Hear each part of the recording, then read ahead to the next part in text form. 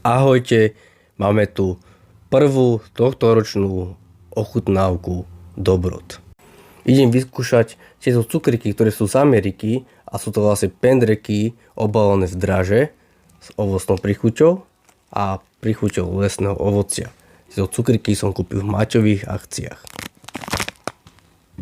Ako prvé otvoríme a vyskúšame tieto cukriky, to vyzerajú. Tieto cukriky, ktoré sú ovocnou príchuťou. To vyzerajú zblízka. To je vlastne taký pendrek aj obalený v takomto draže.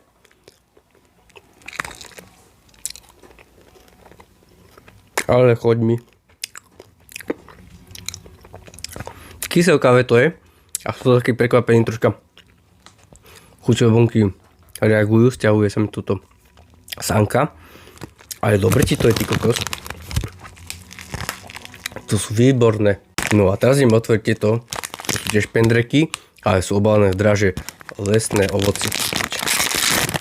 Troška ja som to odbalil.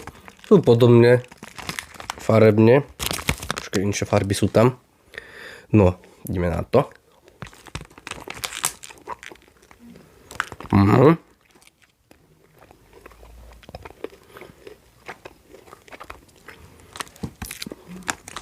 Taktiež sú také kyselkavé, ale taktiež sú výborné.